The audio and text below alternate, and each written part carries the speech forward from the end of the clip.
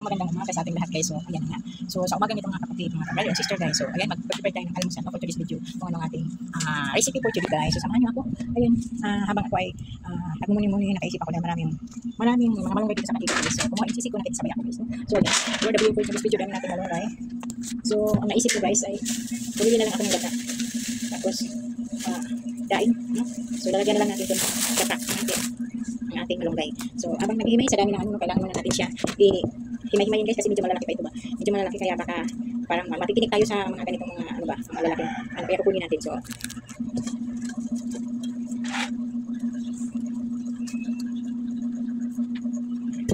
habang nagtutulog ang anak ko at ang ating asawa ay parating pa guys. So ayan, magkasikaso tayo. For today's video, pagka umaga talaga si Mudra nag-isa. No? Dito sa ano dahil kararating lang ng aking mga anak. At yung ating mga anak naman na nag-aaral pa, ating gabi na natutulog, gawa ng nagagawa sila ng kanilang mga homework guys. Kaya puro sila pang hapon, mamaya-maya pa yan sila gigising. No? So ayan, talaga si Mudra nakakagawa ng content ng tahimik sa umaga. Kasi walang kasama kung dito mga aso lang na makakulit, mga pusang ating kasama guys. So ayan, habang nag-ano tayo, hihimay-himay natin. Dito, ako kasi mahilig talaga ako sa gulay guys. Hindi talaga masaya ang aking pagkain kung walang kagulay-gulay ba. Ito mga alam mo na, sanay tayo sa probinsya. No? Kaya ganito talaga ang ating buhay. Alam mo dati nung ako'y bata na napakahilig ko talaga sa mga gulay. Halos doon lang ako nakatira. Pagka galing ko sa school, didiretso ako niyan sa umahan. Mangunguha ko ng kangkong, gayay, kaakoy, ganyan-ganyan. Kaya pagdating ko sa bahay ako, hindi maano yung aking araw kung hindi makakain ng gulay. Kaya hanggang dito sa Manila guys, hanap-hanap ko yan. Hindi isolve ang aking araw kung hindi makakain ng gulay. So yan. Kaya naman itong gulay nito ay yung mga nakis ko kanina, bumili na sila ng tusino nila. No? Bumili na sila ng tusino kasi yun ang kasayahan nilang kumain ba.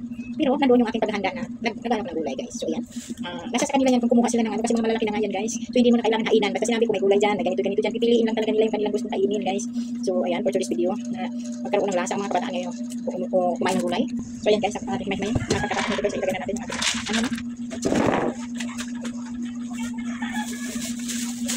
Meron tayo. Mas marami tayo.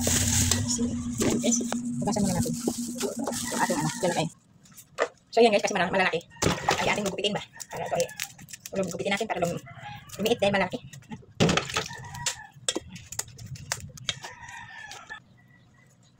Tapos guys, sili. So ayan, gata. So ayan na guys. Sasala na natin guys yung pinakaunang gata. Pinakaunang gata yan guys. At pagkatapos yan guys, lagay na natin yung ating pangalawang gata. Yan, lagay na. Ayan guys. Bago pa man guys, hindi pa ako nakapaghiwa ng sibuyas. Okay, huwain na natin. Bawang. Ako talaga ako guys na masugat ba. Kasi alam mo naman pagka nasusugatan tayo, ano talaga, mahirap pagka galaw-galaw. Kaya napaka ko dito ba magkano sa pagdating sa kutsilyo ba. So ayan, yan ang bawang. Luya guys, luya. Okay. For the luya tayo. So hindi ko na pala, pinup na yung luya no. Binuo ko lang tapos pinirat ko ba. Tapos pagkatapos yan guys, ilagay na natin dito sa ating niluluto yung ating mga hiniwa ba. Niluluto guys, lalagay na ako ng asin. Hindi ko na masyadong lagyan ng asin kasi daing yung aking ano, di ba? Daing yung aking niluto. Lagyan ko lang siya ng bitchin. Oh, dami na, padami ko. Hindi maganda yung maraming bitchin. Sorry na guys. So nilagyan ko na rin ng cubes, no? Bago ko siya pakuluin guys, nilagay ko na lahat ng rekado. Mamaya ko na siya mikos-mikos pagka medyo na ano na kasi nga malunggay yun, no? Kaya ayan, go tayo. Buksan na natin guys yung ating ayan. So ayan. At habang hinihintay ko ang ating niluluto guys, ako ay maglinis-linis muna. So yan guys, maglinis muna tayo ba? Habang hinantay natin yung ating niluluto.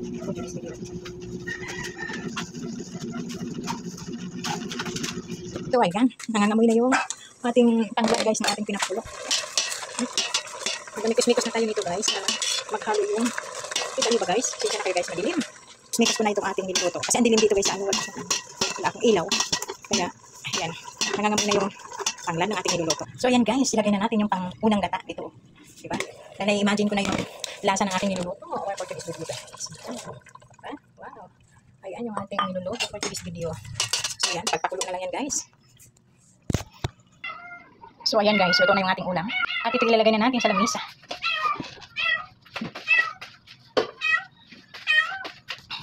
So yan na yung ating ulam for today's video, diba? Wow, okay mama. So, walang ano yan guys, hindi ano lang. Malunggay lang yan, depende sa inyo kasi ang dami kong malunggay, kaya isip ko yung lagyan ko ng daing. So yan, thank you very much for watching. At tikman natin yung ating uwang labo ng ating camera. Tikman natin yung ating niluluto, no? So na-imagine ko na talagang sarap nito guys pagdating sa probinsya kami. Ang sarap. Ang sarap, ang gusto ko kumain. Kaso lang, antayin ko pa yung aking mister. Dahil yun ang kaming kasama pagkain ng ganito. So, thank you very much for watching everyone. Bye-bye sa ating simpleng gulay. Bagamat masustansya. Simpleng recipe, masustansya sa ating katawan. Ayan. Bye everyone!